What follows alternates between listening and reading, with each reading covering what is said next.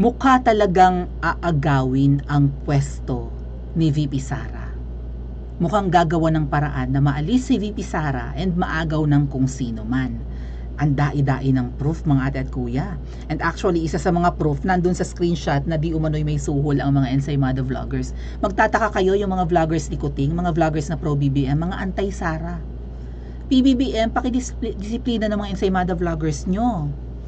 Kasi, bakit inaaway ng mga vloggers mo ang katandem mo last year, nung eleksyon?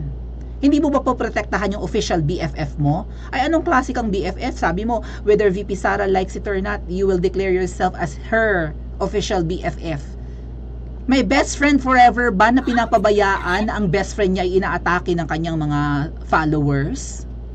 Anong klaseng kaibigan ka? Budol na kaibigan, Kuting?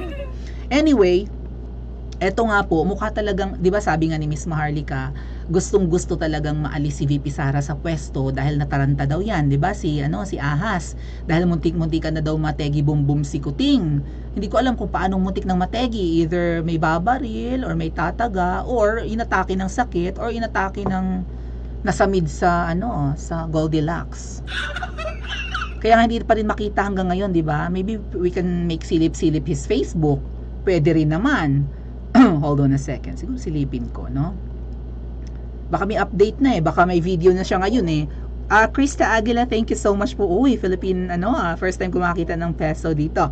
Anyway, puntahan natin yung Facebook ni Kuting. Ni President. Sorry naman po, nadudulas lang ako, mahal na Pangulo.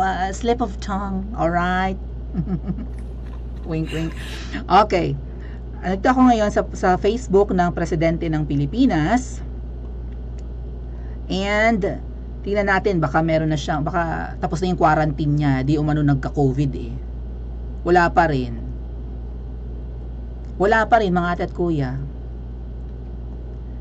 Nakasakay ko sa jeep ang isang ale. Nag-roar was yung mata niya'y nakapikit. Banal-banalan. Anyway, wala talagang update, ayaw talagang magpakita. My God! The highest leader of the land, ayaw magpakita sa kanyang constituent. Ano ang nangyayari sa'yo? Kapag hindi ka nagpapakita, mahal na Pangulo, na-justify yung mga vlog ni Miss Maharlika na muntik-muntikan ka ng mategi bumbong. At kapag nategi bumbong ka, ano ang mangyayari? Magti-take over si VP Sara. Yan ang mandato niya eh. Kaya nga Vice President. Kapag ikaw ay nagliliwali o lumalabas ng bansa, siya ang OIC mo, siya ang tumatayong Pangulo habang wala ka. So, 'di ba? Paano ang mga appointees mo, mahal na Pangulo, kapag si VP Sara ang naupo? For sure, hindi siya tiwala sa mga secretaries mo ngayon na ang dami-daming pula. Secretary mo ng DENR, billion ang ginastos di umano sa travel. Bakit bumabiyahe ang DENR secretary at bakit bilyones? Kamag-anak daw yun ng Ahas. DSWD, di ko alam kung may kamkaman blues dyan. DILG, parang DOH, ewan ko. Hindi maramdaman, bukod tanging DepEd na pinamumunuan din ni VP Sara. Fortunately, ang maganda ang performance. Kaya nga, di ba sa nakaraang survey, most trusted ang DepEd na pinamumunuan ni Secretary Sara Duterte. Secretary and Vice President Sara Duterte. The rest of PBBM's appointees, mga secretaries niya, alter egos niya, hindi nag-excel. Well, anyway, kapag si VP Sara nga ang naupo, pwedeng maalis ang mga inappoint. And baka yung, di ba, yung mga they can deliver, ay hindi na makapag-deliver. Kasi may naririnig tayo na, can they deliver daw? Alam niyo yun, di ba may mga issue na, halimbawa, yung sa, ano ba to? LTFRB ba yan? Or, yung nagkaroon ng issue na kapag nagre-renew ka ng prangkisa, LTFRB nga yata yun, ano? Pag nag-renew ka ng prangkisa ay may lagay-lagay, and then milyones ang lagay, and then dakog lagay, no? Kadako kaayos ang iyang lagay. Milyones. And then, yung whistleblower na taga, I think LTFRB po yan eh. Painong saglit. ay sabi niya, may basbas ng nasa itaas itong mga under the table or suhulan. And then, ang pera daw, dumediretso daw sa Malacanang. Sabi ng whistleblower. Sino sa Malacanang ang dinideliveran ng pera ng mga ahensya ng gobyerno, ng mga departamento, ng mga opisinang yan? At bakit may basbas ng nasa taas? Sino ang nagbabasbas? Sino ang naguutos? At sino ang pinagdadalhan ng pera sa palasyo? Kasi yan ay hindi galing sa akin, yan po ay expose ng taga LTFRB. Diba? Ang lala. So, matitigil ang mga ganyan, yung mga delivery of whatever, diba? Kapag si VP Sara ang umupo. Kaya mukhang aalisin si VP Sara sa pwesto. At sino ang gustong pumalit? Si Jollibee. Kilala niyo si Jollibee. Yung bida-bida, yung nagtatakal ng bigas, naghahawak ng itlog, nagre-raid ng mga nakaimbak na bigas sa bodega. Kabilugan din yung mukha niya, mala Jollibee nga rin. Anyway, dito po sa post na shinare kanina ni Aaron about may mga suhol nga daw yung mga ensaymada vloggers, nandito yan.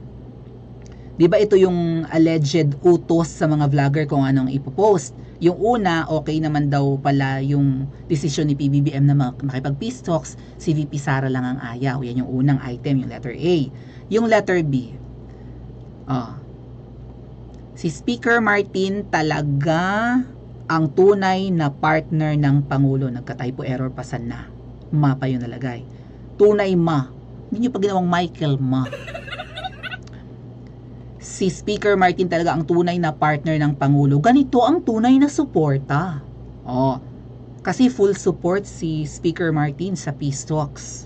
And then makikita natin si Speaker Martin sa kung saan-saan, di ba? Nag-iikot sa Pilipinas, parang siya ang Pangulo. Visible na visible. Hindi niya mandato, ginagawa niya. Ang trabaho naman ng mga nasa house, mag-craft ng batas, gumawa ng batas. Right? Gumawa ng bill hanggang sa mapirma ng Pangulo para maging batas. Bakit nagre-raid ng mga warehouse yan? Bakit nagtatakal ng bigas, naghahawak ng itlog sa palengke? Mr. Palengke na nga siya, di ba? Bagong Mr. Palengke. And then may letter C nga na bakit ang mga Duterte ayaw sa kapayapaan. So yung letter B na item, gustong i-promote na ang tunay na partner ni PBBM ay hindi si VP Sara, kundi si Speaker Martin. Kasi si VP Sara, kontra daw ng kontra. Isang beses lang kumontra si VP Sara sa peace talks. Bakit pinopromote si Speaker Martin? Nga pala, may pinosisas, tingnan nyo, Mami Zen, okay na po raw ba ang allowance ng Team Tubol?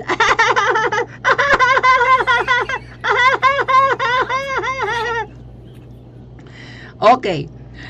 Now you know kung ano yung pangalan. Kung malaki yung screen nyo, i-zoom nyo na lang siguro, or screenshot nyo, i-zoom nyo, or kung nanonood kayo sa computer, sa laptop, sa tablet, mas kita nyo yung naka-highlight na blue sa dulo. Yan yung tinatawag kong Team Tubol or Ensaymada Vloggers. Miyembro ako niyan dati. Ako ang kauna-unahang kumalas. So proud of myself. I'm gonna give myself a tap in my shoulders. A pat in my back rather. Good job, Maui. Good job. Mabuti nakinig ka sa mga ate mong magsarili ka na at huwag ka nang magpamiyembro pa sa mga grupo-grupo na yan na pag napahiya, damay ka. Correct. Diba? Ay, ano ba yan? Napahiya ang mga ensaymada vloggers patungkol sa tablet na kinamkam ng iba at hindi naman para sa kanila kinamkam. At least hindi ako miyembro ng grupong yun. Ngayon nabubulgar na may allowance ang grupong yan. Hindi ako miyembro dyan, hindi ako nagkamit ng allowance. Thank you so much. God must be so kind to me. Thank you, Lord. Maybe God is so protective of me and the angels everywhere, no, na nakapaligid sa akin. Thank you kung sino man sila. Maybe yung mga family members natin na pumanaw na, or maybe yung mga Pilipinong wala na dito, 'di ba? Pero nangangarap pa rin ang kanilang, 'di ba? Nangangarap pa rin sila ng mabuting Pilipinas. So baka binabantayan ng mga angels na ito ang mga vloggers, kahit pa katulad kong tungaw, napakaliit na vloggers, 'di ba? So inilayo ako sa grupong 'yan para kung magka-issue man sila, hindi na ako damay. Isipin nyo ko na lang kung nakatanggap ako ng allowance. Noong mga panahon po na miyembro ako niyan, yun yung mga panahon wala akong pera dahil na-demonetize ang aking main channel, yung Maui Spencer. And sigurado ako talagang sa sahod ang kamay ko. kapag nagbigay ang palasyo. Aba, grabe ang sakripisyo namin kay Kuting simula pa ng kampanyahan eh. Ngayon nakaupo ka, kung ano man ang mapapala namin sa'yo, kay 1 kilong bigas, 5 kilong bigas, isang bag ng groceries o isang basket ng groceries, tatanggapin namin yan. Kung magbibigay ka ng allowance 20k, ay maluwag kong tatanggapin dahil wala akong kinikita ng mga panahon yun. Oh, Pasko last year mga ate at kuya, gipit na gipit ako. At saka sinabi ko yan, binatikos pa nga ako ng mga ensaymada eh. Yung pinang-attend ko sa meet and greet, bigay lang sa akin ng mga Mawinians, pakulay. Oh. Diretsong pakulay para walang kaltas sa YouTube at saka wala pa yatang pakulay na yung channel ko. So yun. Oh. Inilayo ako sa grupong yan. So sino ba ito? Actually po, ginagalang ko to. Sakali mapanood nyo yung vlog ko. Hindi ko siya binabatikos, hindi ko siya pinapangalanan. Oh. Siya yung handler ng mga vloggers. Kaya ang tanong ni Sas, Mami Zen, okay na po raw ba ang allowance ng Connected kaya yung post ni Sas sa post ni Aero na ito na okay na ang allowance? Allowance na pinag-uusapan no. Kaya nga sabi ko sa inyo, sir, ngayon po padala raw yung allowance nyo kahapon. Ma'am Zen, ikaw ba ang tinutukoy na salapi? Ikaw ba yung pinasasalamatan ng vlogger na ito? Ma'am Zen, nagtatanong lang ang Principesa, wag nyo akong pabitbit sa sa House of Representatives. Ma'am Zen, ikaw bang pinasasalamatan? Nagtatanong lang naman. Kasi ma'am ang tawag ko sa'yo, ma'am din ang tawag nila sa'yo. So baka ikaw ba ang ma'am o baka ano to? Baka ito yung Yusek, baka hindi to si Ma'am Zen. Mami Zen is sastawagin. Baka Yusek to nagbe-message, malay natin. O even VOVPH, shinare nila, si Speaker Martin talaga ang tunay na partner ng Pangulo, ganito ang tunay na suporta. So, ito ay itong letter B na item na pinapapost sa mga ensaymada vloggers. Paninira ng, sabi nga ni Sas dito, leaked, nag-leak daw, lumabas na SOCMED strategy to counter Vice President Sara's objection to the peace talks with the CPP-NPA. Only disbarment talks po ang dapat, clear military victory ang Philippine military versus NPA. So, pag disarmament talks, pakikiusapan yung mga NPA na bumaba na sa kabundukan, right? Huwag na kayo mamundok, isurrender yung mga armas nyo and hindi manganganib ang buhay nyo.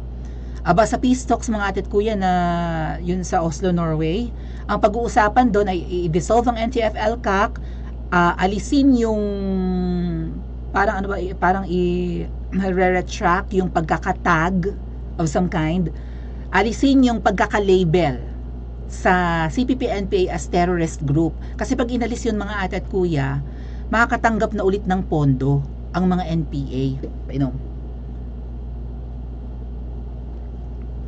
From international organizations na willing magbigay ng milyones. Kunwari, school ng Talaingod, school sa kabundukan, yung pala, manghingi sila ng donations abroad, yung mga NPA. May school kami na nasa bundok, manghingi kami, manunulisit kami, manghingi kami donation, papatayo namin, papagandahin namin yung school na yun, ganyan. Magbibigay naman yung mga international groups niya ng milyones in dollars, di ba? And also, kahit na kung sino mga loko-loko na willing talaga mag-finance sa mga makakalibang grupo, magbibigay talaga ng milyones in dollars kapag naalis yung pagkaka-label sa NPA as terorista. Pero hanggat nandyan yan, at gusto nga rin daw i-repeal yung yung Anti-Terror Act, yung batas na, yung anti-terror law, gustong ipa-repeal. Ang daming kasunduan para lang magkaroon ng tigil putukan or para magkaroon ng katahimikan. Mga kasunduan na willing ibigay ng administrasyon ni Kuting na sa tingin naman natin ay maling-mali. What? Aalisin ng NTF-ELCAC? What? Aalisin ng label nila as terorista? So, mananagana na naman sila ng pagtanggap ng pera na milyon-milyong dolyar from abroad, maybe euros, maybe pounds.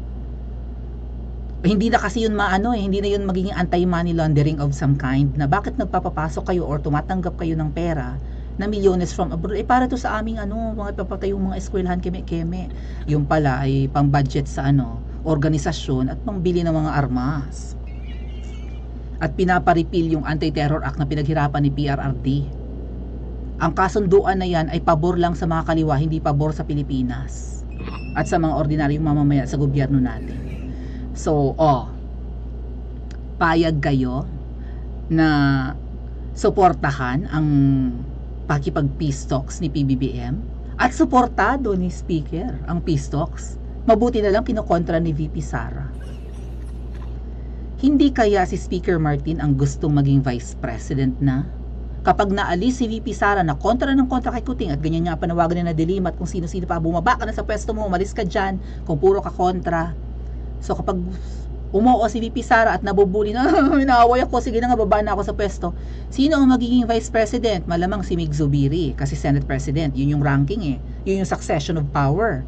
Kasi pangatlo sa sa line of succession si Mig Zubiri, Senate President. Ngayon si Mig Zubiri, sabi ko sa inyo, kadali niyang baka pakiusapan, bigyan ng pera or something, whatever. Or maybe gawa ng paraan na masiraan. Kung si VP Sara nga kayang siraan eh, yun pang isa. Right? Na hindi naman popular sa mga Pilipino, si Mig Zubiri. Mas popular ang mga Duterte, kadaling siraan nun. Eventually, kung maalis din si Mig Zubiri, kapag naalis si VP Sara at pumalit si Mig Zubiri, madali na matanggal si Mig Zubiri through paninira or whatever force, di ba? Nagawin nila. And then si Speaker Martin being the fourth in line of succession ang magiging Vice President. Bakit may mga initiatives na gustong matanggal si VP Sara at pati ang mga vloggers ganyan ang gustong maging tono na ang totoong partner ni PBBM, ang totoong ka-unity team ni PBBM ay si Tamba at hindi si Sara. Paki-comment nga po sa comment section at mag-like and subscribe din po kayo.